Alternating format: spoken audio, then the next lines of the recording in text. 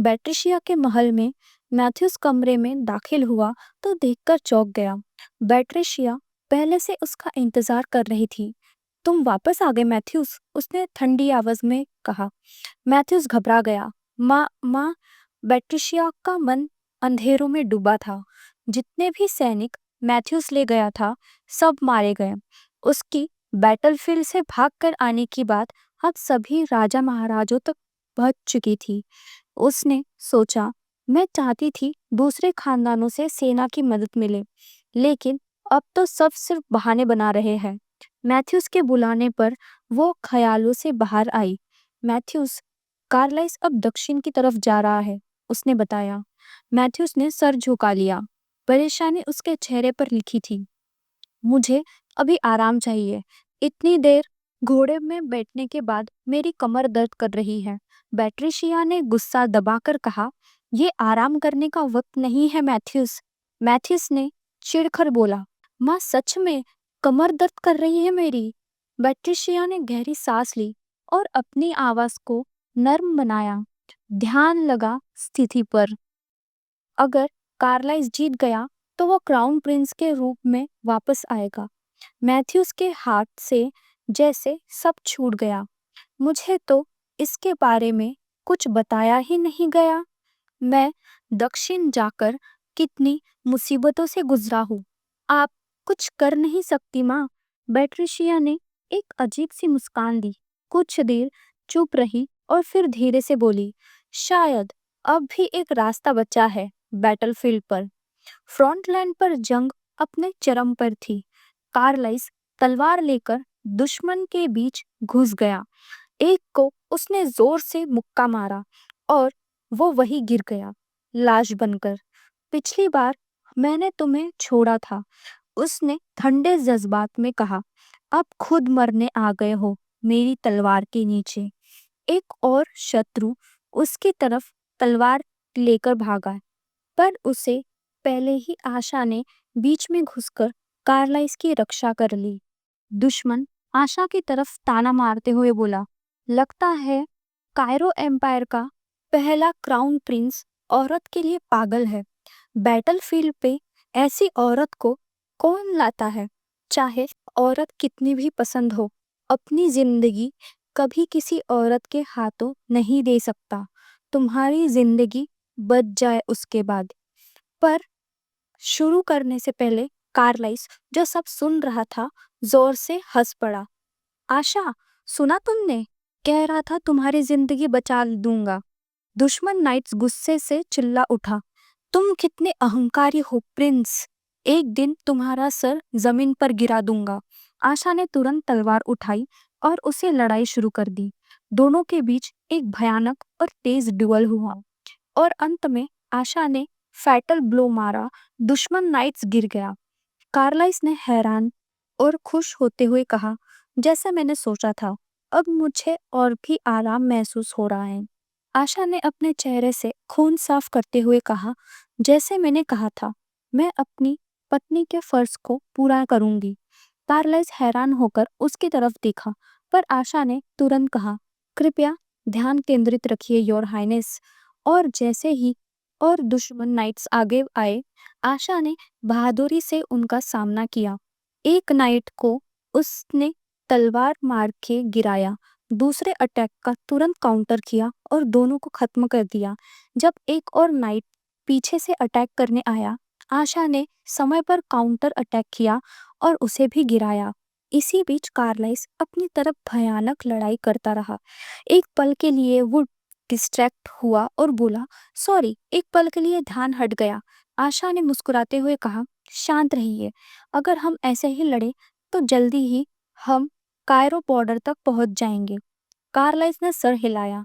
जैसे तुमने कहा, ये साउथ मार्च करने का सबसे तेज रास्ता है। उसने सीटी बजाई और घोड़ा बुलाया। आशा की तरफ मुड़कर बोला, बिल्कुल, पहले स्ट्राइक करने में ही हमें आसानी होगी, जब तक एनिमी प्लाजो किंगडम में रीग्रुप कर रहा है। क्वीन के सन्स का डिस्कशन गर्म हो रहा था। ये क्या हो रहा है? तुमने कहा था कार्लाइस कभी यहाँ नहीं आएगा, एक ने चीख कर कहा। यही हमने भी सुना है। शायद किंगडम ऑफ कायरो से ये इंफॉर्मेशन मिली थी, दूसरे ने ऐड किया। नेगोशिएशन और ट्रीटी अभी भी सिक्योर करनी चाहिए जब तक वक्त है, तीसरे ने बोला। पहले वाले ने आर्ग्यू किया। एम्परर ने अपने बैनिश्ड सन को बुलाया। शायद हमारे खिलाफ स्ट्रगल कर रहा हो। क्वीन सुनकर चीख उठी। अब हम इतना भयानक कैसे हार रहे हैं? कार्लाइस ने हमसे कम सोल्जर्स लाकर भी जीत दिखाई। नेगोशिएशन सिर्फ जीतने वाले करते हैं। बेटा मुरमुर करते हुए बोला, हमें पहले एम्पायर के खिलाफ नहीं खड़ा होना चाहिए था। क्वीन ने अपनी मुट्ठी कस ली। हर तरफ एंजाइटी थी। माउंटेन्स में गैब्रियल और उसका कंपेनियन सर्च करते रहे। गैब्रियल सोचता रहा, काफी देर से ढूंढ रहा हो, लेकिन सिर्फ एक सोर्स है जहां ये डार्क एनर्जी आ रही है। एक पक्षी ऊपर से आया और गैब्रियल की उंगली पर बैठ गया। उसका कंपेनियन हैरान हुआ। ओह, लगता है ये रिप्लाई है काउंटेस परवेज से। गैब्रियल ने लेटर निकाला और पढ़ते हुए आंखें सिकुड़ते। मैसेज में लिखा था, मैं अभी अपने हस्बैंड के साथ साउथ ऑफ द एम्पायर जा रही हूँ, इसलिए मुझे अफसोस है मैं अभी आपसे नहीं मिल पाऊंगी। हाई प्रीस्ट गैब्रियल का चेहरा गुस्सा और इंटेंस एंगर से भर गया। ये तुम्हारा जवाब है काउंटेस परवेज? उसने हाथ उठाकर कहा। एक हफ्ते बाद सोल्जर्स की बगावत खत्म होने लगी। कायरो एम्पायर की फोर्सेस के सामने सब सरेंडर कर रहे थे। सारे नाइट्स जोर जोर से चिल्लाए, long lives his highness Carlais, long live the emperor. Carlais ने सबके सामने बोला, बहुत बढ़िया काम किया सबने, ये जीत हम सबकी है। लियोनिल खुशी से बोला, आपने सबसे अच्छा किया योर हाइनेस। बैटलफील्ड पर हम सबको सिर्फ आपसे ही यकीन था। कार्लाइस ने हाथ में कप उठाते हुए कहा, ये सब तुम सबके मिलके लड़ने की वजह से मुमकिन हुआ है। अभी कुछ काम बाकी है, लेकिन गिल्स बीच में बोला, ये तो सिर्फ शुरुआत है योर हाइनेस। डैमेज रिकवर होते ही आप क्राउन प्रिंस के पद पर वापस आ जाओगे, प्रिंस मैथ्यूस की जगह। कार्लाइस हल्का सा मुस्कुरा के बोला, वो इतना आसान नहीं होगा। एम्परर अपने करंट वाइफ के बेटे से टाइटल इतनी जल्दी नहीं छीनेगा। देखते हैं क्या होता है। गिल्स ने समझाते हुए कहा, आपको एम्प्रेस के हर मूव पर नजर रखनी चाहिए। प्रिंस मैथ्यूस अपने आप कुछ करे ना करे, लेकिन उसकी माँ कुछ भी कर सकती है। एक माँ अपने बच्चे के लिए सबसे खतरनाक दुश्मन होती है। कार्लाइस ने अंदर ही अंदर सोचा, मैं जानता हूँ एम्प्रेस कैसी है। अगर मैथ्यूस मर भी गया तो भी वो ताकत लेने का कोई और रास्ता ढूंढ लेगी। फिर उसने बोला, फिलहाल बस इतना ही सोचते हैं कि हम पहला मूव करें एम्प्रेस के पहले। अभी के लिए पार्टी एंजॉय करते हैं। सब हंसने लगे, चीयर करने लगे। लियोनिल ने आशा के साथ ग्लास टकराया। कार्लाइस के दिमाग में थोड़ा जलन सी हुई। इसी बीच गिल्स एक प्राइवेट टेंट में गया। अंदर एक जवान आदमी उसका इंतजार कर रहा था। उसने कहा, लॉर्ड राफेल, आप आ गए? मुझे लगा आप लेट हो जाओगे। गिल्स बोला, थोड़ा डिले हो गया, हिज हाइनेस को शक हो सकता था।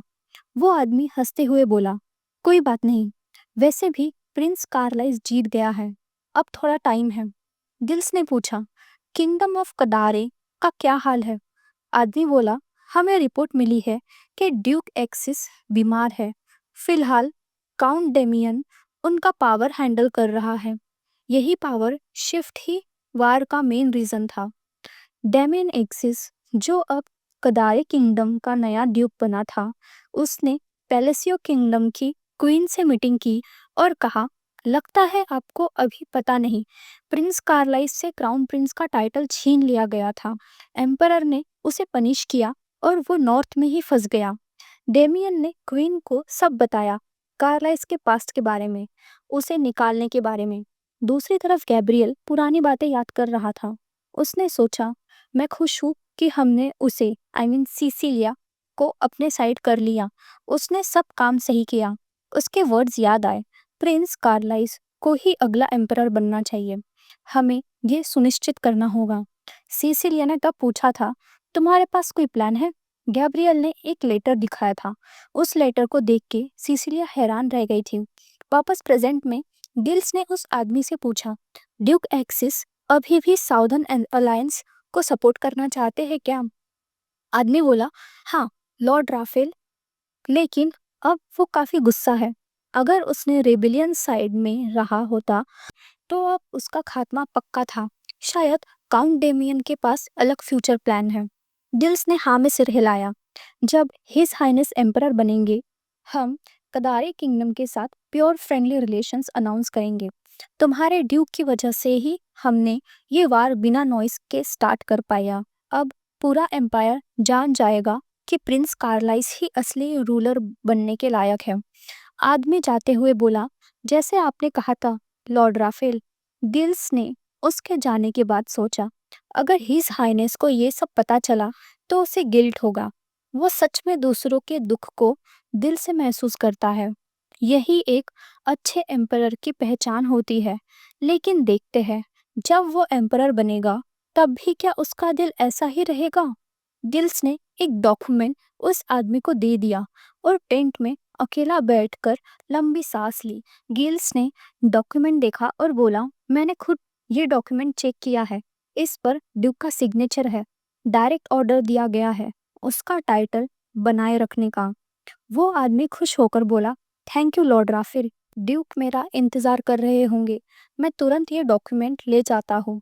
जैसे ही वो गया, गिल्स ने सोचा, अब फाइनली मेरा उस किंगडम के साथ एग्रीमेंट सेटल हो गया। प्रिंस कार्लाइस ने साउथ में रिबेलियन भी सक्सेसफुली खत्म कर दी है। सब कुछ प्लान के मुताबिक हो रहा है। टेंट के बाहर जाते ही आशा उसके सामने आ गई। लॉर्ड राफेल, मुझे आपसे कुछ पूछना है, उसने सीधा कहा। गिल्स थोड़ा चौंका। किस बात की एक्सप्लेनेशन चाहिए तुम्हें? आशा ने शांत पर सख्त टोन में बोला, मैं वॉच पर थी और मैंने एक सस्पिशियस आदमी को आपके प्राइवेट टेंट के पास जाते देखा। मुझे लगा उसका टारगेट आप हो। गिल्स का चेहरा बदल गया। तुम मुझे क्या स्पाई कर रही थी? आशा ने बिना डरे जवाब दिया, हाँ किया था। मैं किसी को भी हिज हाइनेस को धोखा देने नहीं दे सकती, चाहे वो आप ही क्यों ना हो।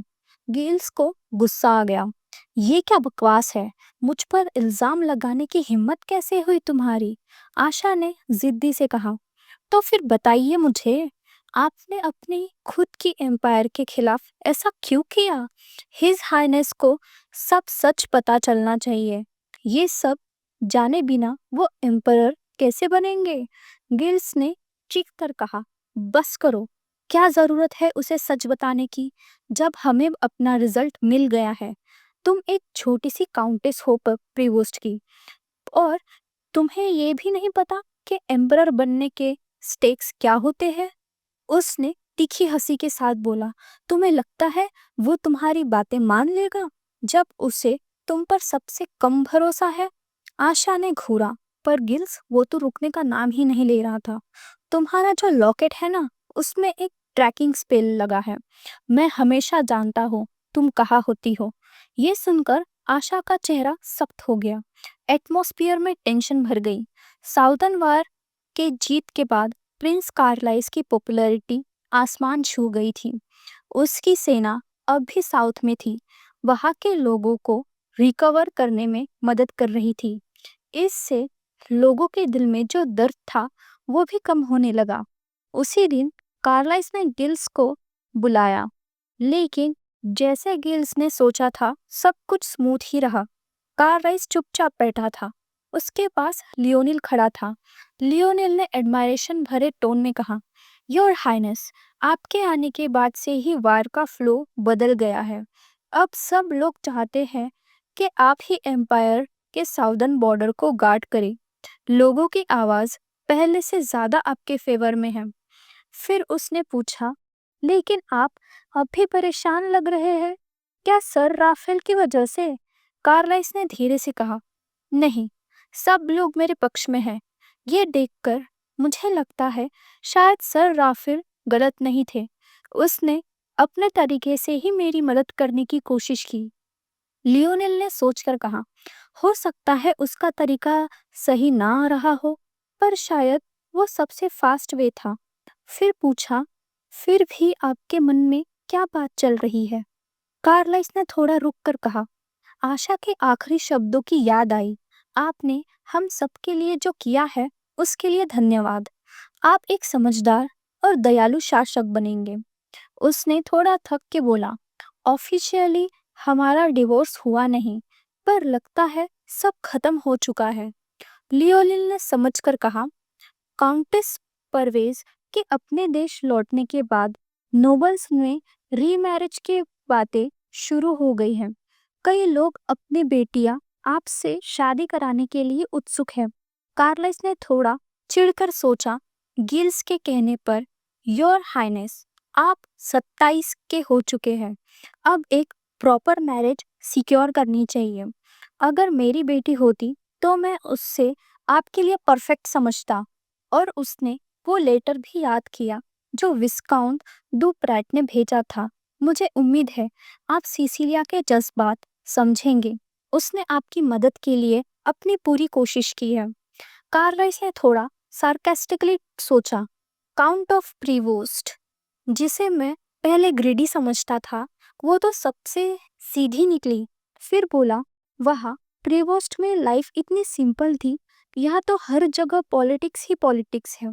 लियोनिल ने जेंटल स्माइल के साथ कहा, योर हाइनेस, अब आपको प्रीवोस्ट नहीं बल्कि कायरो और इंपीरियल पैलेस की टेंशन लेनी चाहिए। कार्लाइस ने हाँ में सर हिलाया। पता है, पर जितना डिस्ट्रैक्ट होने की कोशिश करता हूँ उतना ही काउंटेस परवेज दिमाग में आती है। उधर आशा अपने कैरेज से उतरी, डेकर के साथ। दूर तक एम्पायर के फ्लैग्स लहराते दिख रहे थे। डेकर ने उसे देखा और बोला, तुम तो एक्सपेक्टेड टाइम से पहले आ गई। मुझे लगा तुम साउथ में 1 साल तक रुकोगी। आशा ने सिर्फ इतना कहा, हाँ, पर मैं अब आ गई हूँ। डेकर ने बोहे चढ़ाकर पूछा, पूरे रास्ते में तुम बिल्कुल चुप रही हो, सब ठीक है ना? आशा ने कुछ नहीं कहा। उसके आंखों में एक अजीब सी खामोशी थी, जैसे कुछ पीछे छोड़ आई हो। क्या कुछ गलत हुआ है? हमें बात करनी होगी। तुम्हें पता है ना मैं किस बारे में बात कर रहा हूँ? आशा ने गहरी सांस ली। उसकी आवाज थकावट से भरी हुई थी। तुम जरूर सोच रहे होंगे कि मैं अचानक वापस क्यों आई, उसने कहा। डेकर ने हाँ में सिर हिलाया। तुम्हें जानता हूँ तो ये सोचकर हैरान हूँ कि तुमने वापस आते हुए एक शब्द भी नहीं बोला। आशा ने धीरे से कहा, मुझे अपने दिमाग में सब कुछ समझने के लिए थोड़ा वक्त चाहिए था। डेकर की आवाज में गुस्सा और चिंता दोनों थी। तुम्हारे बर्ताव से लगता है क्या कुछ हुआ है हिज हाइनेस के साथ? आशा ने झिझकते हुए कहा, दक्षिण की जो युद्ध थी वो जानबूझकर हिज हाइनेस ने शुरू करवाई थी। कार्लाइस के नाम पर उसने नजर झुका ली और मैं इसे कभी स्वीकार नहीं कर सकती। डेकर हैरान रह गया। क्या? ये कैसे मुमकिन है? इतनी सारी जिंदगियां सिर्फ ताकत पाने के लिए कुर्बान कर देना? मैं समझ नहीं सकता। लोगों को ऐसे उपयोग करना जैसे वो सिर्फ औजार हो। आशा चुप रही। उसके चेहरे पर दर्द साफ था। डेकर ने कहा, शायद मैं भी उसके लिए सिर्फ एक औजार ही था, और अब जब मेरा काम खत्म हो गया उसे लगता होगा कि मैंने खुद ही सही किया उससे दूर होकर। बहुत अच्छा किया आशा, उसने कहा। काउंट आमिर भी यही करते। आशा ने सिर हिलाया। पर क्या मैंने सच में सही किया? ऐसे ही हिज हाइनेस कार्लाइस से रिश्ता तोड़ दिया? डेकर ने मजबूती से कहा, बिल्कुल। शायद कायरो के लोग अलग सोचते हो, पर हमें अपने विचारों के अनुसार जीना चाहिए। डेकर ने कहा, अगर तुमने ऐसे नहीं छोड़ा होता तो आगे और बड़े मसले खड़े होते। अच्छा हुआ तुमने अभी सब खत्म कर दिया जब वो अपनी जीत की खुशी में है। आशा ने हल्की सी आवाज में कहा, तुम सही कह रहे हो, पर उसके लफ्जों में उदासी थी। डेकर ने कहा, दक्षिणी युद्ध में तुम्हारा योगदान समझो तुम्हारा कर्ज चुका दिया गया हो। अब अपनी खुशी ढूंढो आशा। आशा ने धीरे से कहा, मेरी खुशी? हाँ, अब मुझे अपनी खुशी कहीं और ढूंढनी होगी। इसके बाद मैथ्यूस और बेट्रिशिया हाई प्रीस्ट गैब्रियल से मिलने गए। गैब्रियल के सेवक ने उन्हें अंदर ले जाते हुए कहा, एम्प्रेस, हाई प्रीस्ट आपका इंतजार कर रहे हैं। गैब्रियल ने मुस्कुराते हुए उनका स्वागत किया। आइए, बैठिए, मैं आपका ही इंतजार कर रहा था। बैट्रिशिया ने सीधा सवाल किया, कार्लस कुछ ही दिनों में राजधानी में विजय यात्रा के साथ आने वाला है। क्या एम्परर अब भी उसे वापस पदवी देने का इरादा रखते हैं? गैब्रियल ने हाँ में सिर हिलाया। हाँ, उसका मन नहीं बदला। वो तो तुरंत कदम उठाना चाहता है। ये बेवकूफ़ी भरा फैसला है, पर इसी से साम्राज्य का भविष्य तय होगा, इसलिए उसे धार्मिक मार्गदर्शन की ज़रूरत है। बैट्रिशिया ने मुस्कान के साथ कहा, हमेशा की तरह thank you high priest. Matthews जरूर हमारे प्रयासों से होली एम्पायर स्थापित करेगा। गैब्रियल ने अंदर ही अंदर सोचा, होली एम्पायर तो मैं स्थापित करूंगा, ये दोनों कठपुतली तो बस जिंदा रखे जा रहे हैं जब तक काम निकल जाए। गैब्रियल ने मुस्कान छुपाते हुए कहा, फिलहाल हमारा पहला लक्ष्य हिज हाइनेस मैथ्यूस की सुरक्षा है। मैथ्यूस ने कहा, बिल्कुल, पहला निशाना तो मैं ही हो सकता हूँ। गैब्रियल ने भरोसा दिलाया, मैं कुछ ऐसे पृष्ठ लाऊंगा जो डिवाइन शक्ति का उपयोग कर सके। कोई आम योद्धा या सुपारी किलर तुम तक नहीं पहुंच सकेगा। मैथ्यूज ने पूछा, पर अगर पिता ने विरोध किया तो? बैट्रिशिया ने विश्वास से कहा, चिंता मत करो, हमने पहले से प्लान बना लिया है ना योर होलीनेस? गैब्रियल मुस्कुराते हुए कहा, बिल्कुल योर हाइनेस। दूसरी तरफ महल में जोसेफाइन ने अपनी बहन चार्ली से कहा, तुमने देखा है महल का माहौल कितना अजीब हो गया है। ये सब प्रिस्ट अचानक मैथ्यूस की रक्षा क्यों कर रहे हैं? चार्ली ने कहा, शायद उसे किसी खतरे से बचाने की कोशिश हो रही है। जोसेफाइन ने सोचा, अगर कार्लाइस वापस तख्त पर आएगा तो हम सब खतरे में होंगे। पर माँ कुछ कह नहीं रही। फिर उसने अचानक कहा, चार्ली, हमें खुद अपने बचने का रास्ता ढूंढना होगा। चार्ली घबराकर बोली, पर हमारे पास क्या ताकत है? जोसेफाइन ने दृढ़ता से कहा, ताकत नहीं, पर जानकारी जरूर है और हम उसे इस्तेमाल करेंगे। इसी बीच कार्लाइस राजधानी के ऊंचे किले की दीवारों के पास पहुंचा। वो एक डॉक्यूमेंट पढ़ रहा था। तब उसका सहायक आया। योर हाइनेस, माफ कीजिए, पर कोई आपसे मिलना चाहता है। कार्लाइस ने कहा, उनसे कहो कल वापस आए और सही तरह मीटिंग का अनुरोध करें। सहायक ने झिझक कर कहा, मैं उनसे ये कह चुका हूँ, शायद वो बेहतर समझे अगर आप खुद कहे। कार्लाइस ने पूछा, कौन है वो? विवियाना कार्लाइस से मिलने आई। उसके पीछे गिल्स और लियोनिल खड़ा था। उसने अदब से कहा, भगवान आप पर अपना कृपा बरसाए योर हाइनेस। मैं विवियाना आपसे मिलने आई हूँ।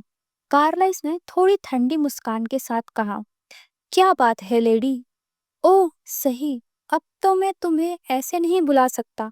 तुम्हारा असल सरनेम क्या था? विवियाना ने शांत रहकर जवाब दिया, लापेल। जब मेरे इलाके की बैरोनेस वाली उपाधि छीन ली गई, तब से बस यही नाम मेरे पूर्वजों से बचा है। कार्लाइस ने हल्का सा तंज भरे अंदाज में कहा, बहुत अफसोस की बात है।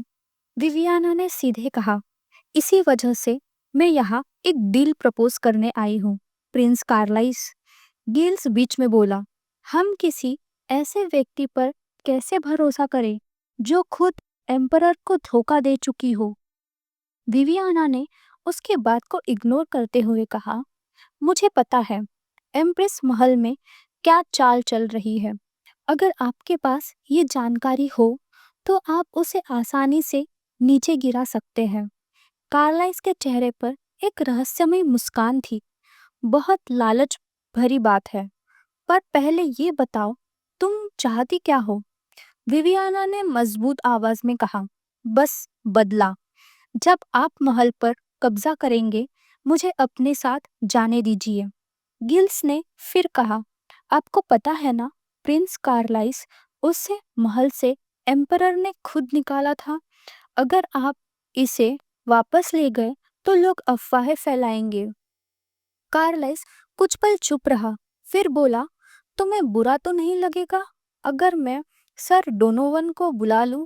थोड़ी देर बाद डेकर सर डोनोवन एक छोटी सी रोब लेकर आया। योर हाइनेस, ये रोब मैंने लाई, पर इतनी छोटी साइज की ही क्यों चाहिए थी?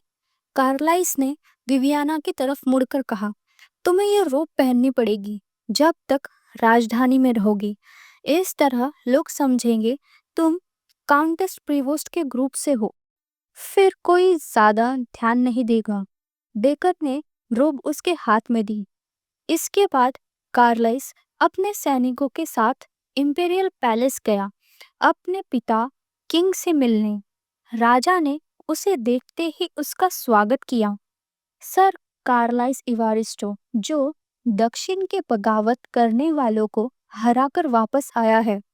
राजा कुछ देर तक उसे देखता रहा और मन ही मन सोचा, बगावत उतनी बड़ी धमकी नहीं थी जितनी मैंने सोची थी। इतने जल्दी कैसे हो गया सब? थोड़ा सोचकर उसने कहा, बहुत अच्छा किया। युद्ध के देवता अर्गस ने तुम्हें विजय का रास्ता दिखाया होगा। कार्लस ने हल्का सा मुस्कुराकर कहा, हमने और हमारे इलाइट नाइट्स ने बहुत मुश्किल से लड़ाई लड़ी है, पर काउंटेस ऑफ प्रीवोस्ट के मिलिट्री सहयोग से हमने विजय हासिल की। उनकी मदद के बिना ये संभव नहीं होता। राजा ने पूछा, काउंटेस ऑफ प्रीवोस्ट? कार्लाइस ने कहा, हाँ, मैं सोच रहा हूँ उन्हें उनके सहयोग के लिए एक रिवॉर्ड दिया जाए। उनकी वजह से हमने शत्रु की लाइन तोड़कर दक्षिण के बगावत को खत्म कर दिया। अब जब मैंने अपना काम इतनी सफलता से पूरा किया है, तो मुझे भी लगता है मुझे और मेरे लोगों को उचित इनाम मिलना चाहिए। राजा ने कहा, जरूर, मैं खुद इसका ध्यान रखूंगा। किंग के पास बैठी बेट्रिशिया के चेहरे पर जलन। उसने सोचा, वो काउंटेस ऑफ प्रीवोस्ट के रिवॉर्ड की बात पहले क्यों कर रहा है? मुझे तो लगा उसे उस औरत से कोई मतलब नहीं। क्या काउंटेस ऑफ प्रीवोस्ट ने उसका दिल जीत लिया है? कुछ दिन बाद कार्लाइस अपने स्टेप सिस्टर्स जोसेफा और चार्ली से मिलने गया। उसने कहा, काफी दिन हो गए, कैसी हो तुम दोनों? जोसेफाइन ने उठकर अदब से कहा, स्वागत है। चार्ली, जो बैठी थी, बोली, स्वागत है भैया। कार्लाइस ने दोनों से कहा, तुमने अचानक मुझसे मिलने का रिक्वेस्ट किया था। उसने एक डॉक्यूमेंट दिखाया और कहा, मुझे यकीन है तुम्हें पता है तुम्हारी माँ को यह पसंद नहीं आएगा जब उसे ये मिलेगा। मुझे विश्वास नहीं होता तुमने मुझे ऐसा लेटर लिखा।